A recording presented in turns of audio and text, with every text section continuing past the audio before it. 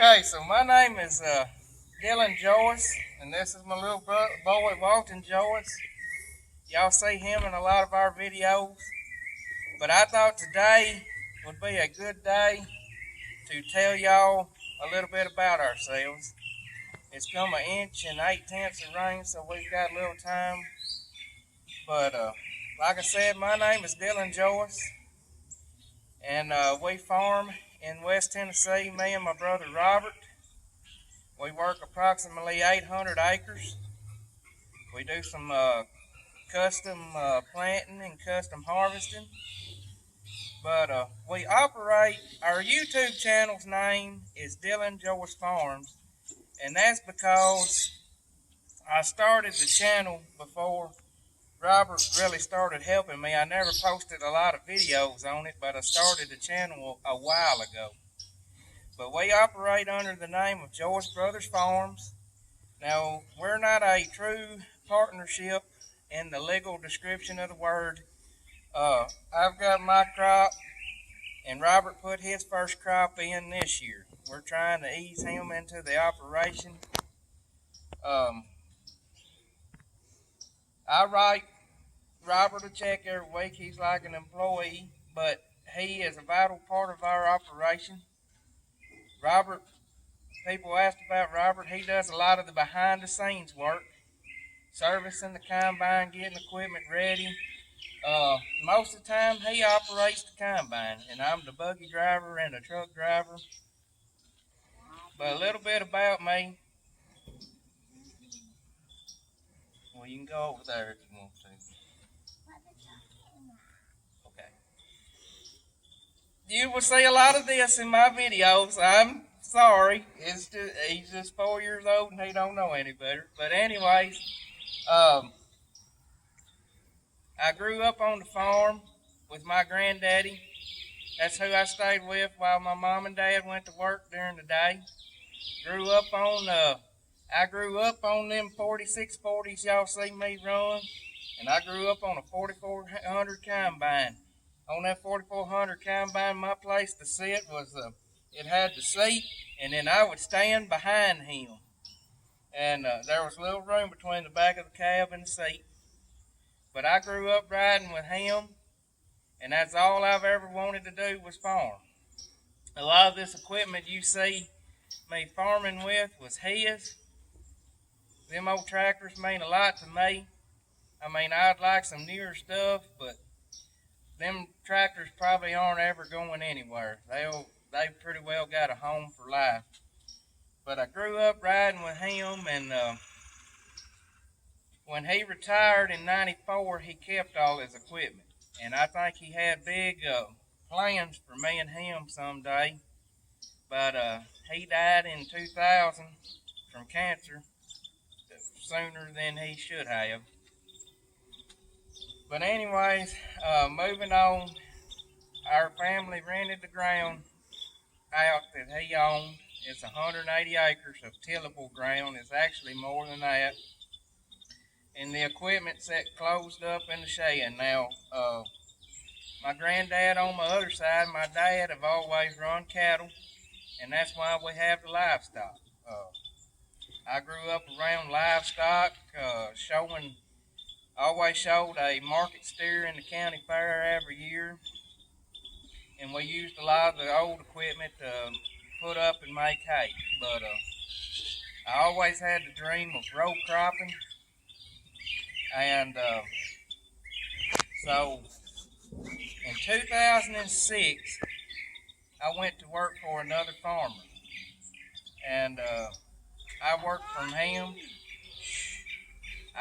him for 7.5 years to 2013. In that time, I started slowly getting this equipment out and learning it. I more or less taught myself about it, but I was in high school, senior in high school, when I started working for him. And then I went to the University of Tennessee at Martin on a scholarship, and I commuted back and forth and worked for that other farmer and went to college and got my education. It didn't I was lucky enough that God blessed me that I didn't have to pay a penny for my college education. I was smart enough that I went to school on a scholarship. All it cost me to go to college was to drive back and forth to Martin, my gas money. And I was doing pretty well at that time. Always had a few dollars in my pocket and really enjoyed going to college. Now, was college worth it? I don't regret going to college, but I went for farm and ranch management, and I'm just going to say this. They really didn't teach me nothing about farm and ranch management. So, but I don't regret going to college, don't get me wrong, but as far as helping me, advancing me in farming, I don't think it really done me any good. But if y'all want to follow me down here, I'll show y'all the first place I ever put a crop in. So I am right here and where it all started, around 2006. Like I said, I started playing with all the old equipment. And this right here was an old lot. There was a fence row right there, and y'all seen me clearing brush with my John Deere 4640 and front end blade. Well, I used that front end blade. There was an old fence row here.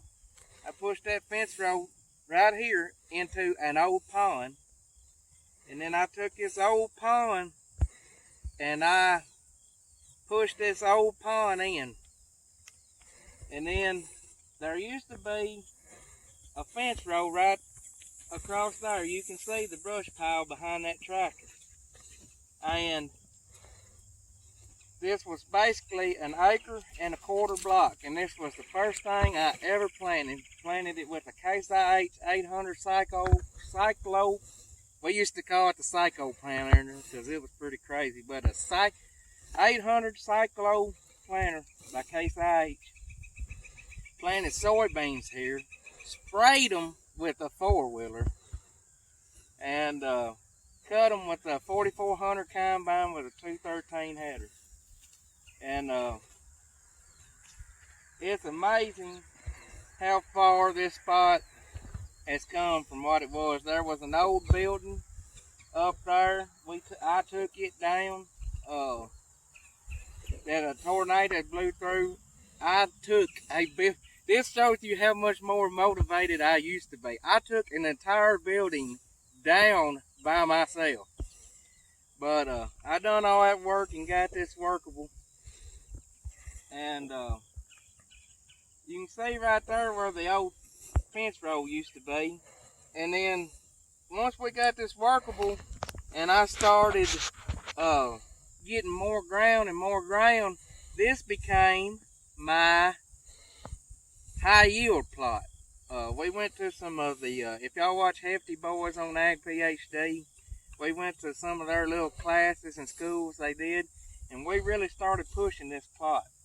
This plot, you know, used to wouldn't make but 100 bushel an acre, and by the time we got through playing with the high yield plots, we got it where it would make 180 to 200 bushel corn, 50 bushel beans, made 80 bushel wheat on it one time, which those yields now, the more I learn and the more I do, our yields have steadily been creeping up. Being a young farmer and not having a, not being as well known as some of the established farmers around here, I kind of have to take the ground I can get, and a lot of it is some rougher ground that, you know, kind of other people don't want to work. And now don't get me wrong, I've got some really good ground, but I take those rougher farms and I try to make them produce. And so far I have made a dang good living working what other people don't want to work. And that's because I'm willing to invest the time and the money in it to make it better, as long as the landlord is willing to work with me. And I'm not getting rich, but me and my wife get to do pretty well everything we want to. We go to the lake a lot during the summer. We go camping a lot. You know, we get to do what we want to. We're not getting rich, but we're making a good living. But this year, we took that fence row out and joined it into this bigger field. But getting back on task, I worked for that farmer for 7.5 years, and I started amassing some ground. And in 2013, I had done got quite a bit of ground, and I was getting up I would be in the field at 5 a.m. in the morning and work to 7:30 a.m. and then go work for him from 7:30 to 9 or 10, and then come back home and get on a tractor and run from 10, 1, 2 o'clock in the morning. If y'all watched some of my videos, it don't bother me to run all night, but it really started taking a toll on me, and I wasn't happy. And I decided that I was going to go out on my own, and I was going to either make it or not make it. And that's been 7 years ago. And like I said, we ain't getting rich, but we're doing all right. And I didn't leave that other guy on hard terms. He knew my goal all along was to farm, and we still help each other out. And like I said, that working that much was taking a toll on me. I had a newborn baby at home, and I wasn't hardly getting to see her or my wife Annie. And I decided that I wanted to spend time with my kids, and it's worked out good. I take my wife as a nurse, LPN at a local nursing home, and I want to thank her because she's a lot of the reason I'm able to farm that good. Nursing home job pays for lots of the bills at home, and I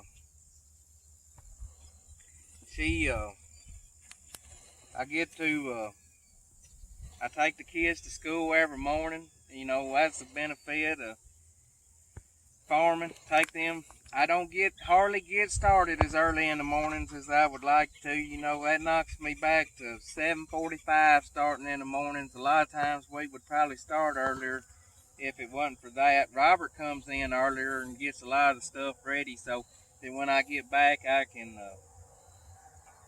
come in, get right on it, and go to work.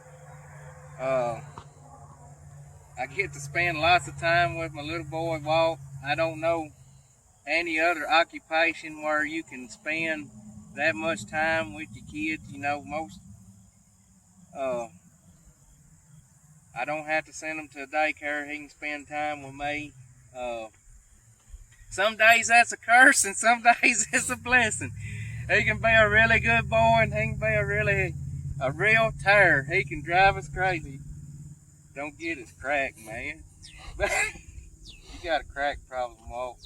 Anyways, but we're up to 800 acres now. I want to continue to grow. That's my goal. I don't want to, you know, just take on a massive amount of ground, because I don't want to buy more equipment and take on more debt.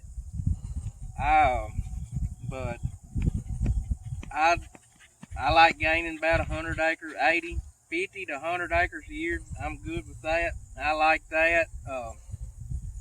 About us, I run a lot of older equipment, and a lot of it's just because that's all I can afford, being a young farmer starting out.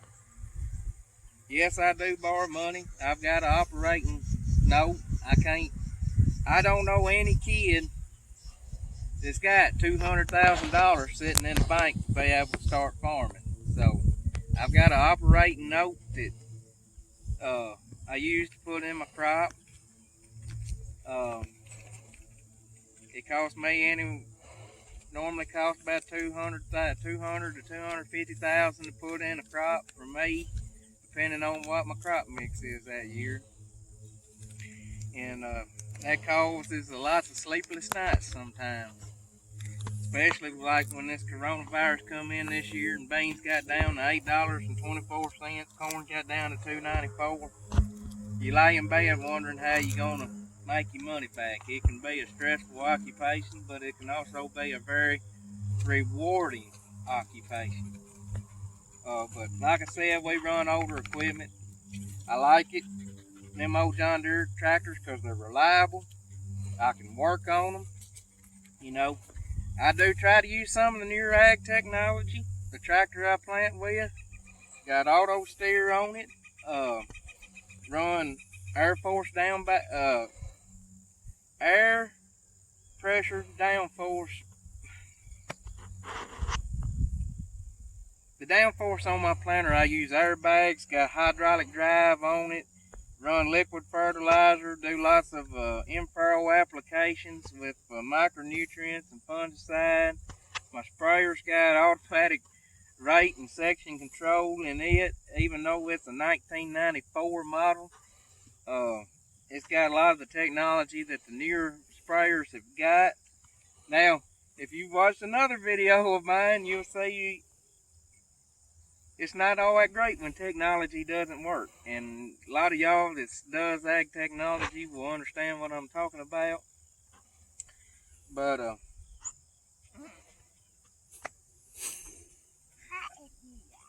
you can't blame it on the dog when she's way over there. But I've come, when I started this and had this dream, I never dreamed that it would go this far. I never really thought I would make it. I still got bigger dreams and always have new goals. But I never dreamed I'd make it this far. I want to thank y'all for watching. I hope that gives y'all a little snapshot into who we are and what we do. And I want to thank y'all for watching and appreciate it if y'all would like and subscribe to our videos. We want to do big things with this channel. What I want to do is just give people a snapshot of what we do in the day. Okay.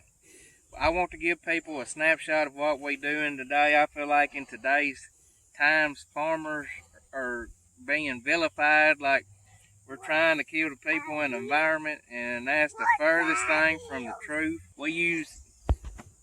We're going to use as few as chemicals as possible because those chemicals cost us money. We're not out here trying to kill the environment because we got to take care of this ground because it takes care of us.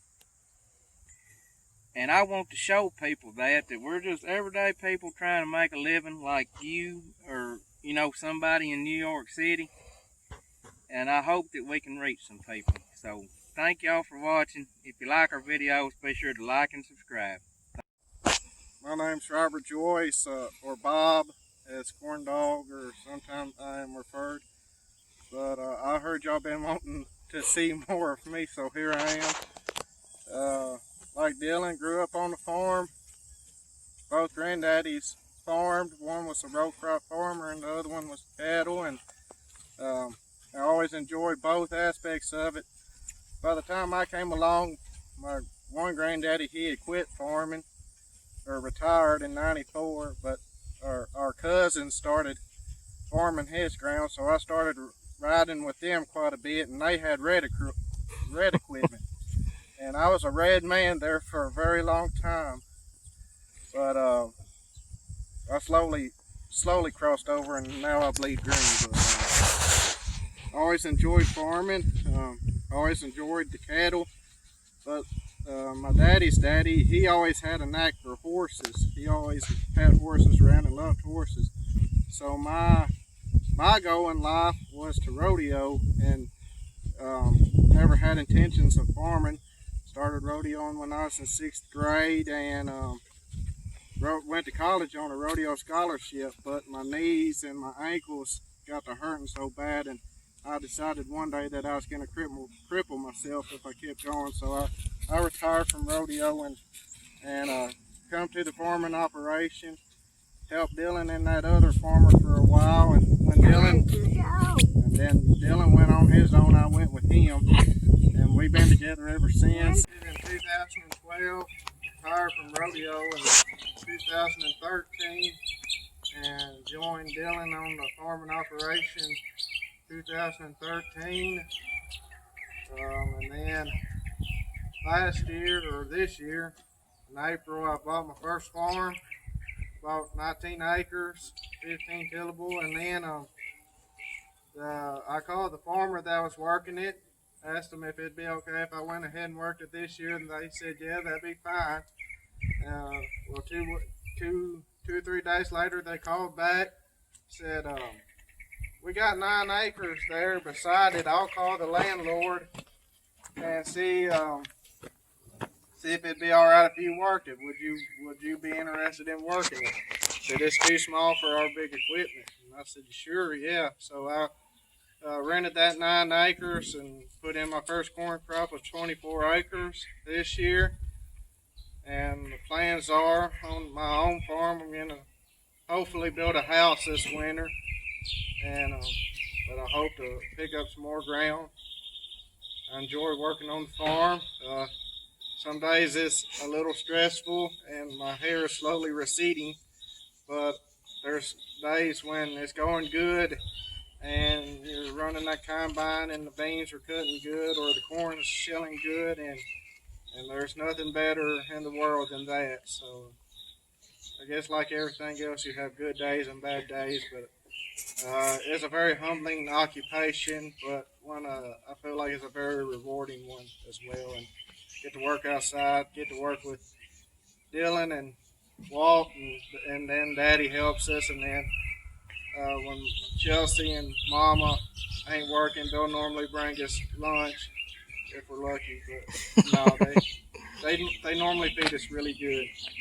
But it's just a great occupation. I enjoy it, getting to work with the family, getting to carry on a family tradition, that started 3 or 4 generations ago. So I'm proud to be a part of that and hope the Lord continues to bless us. Amen.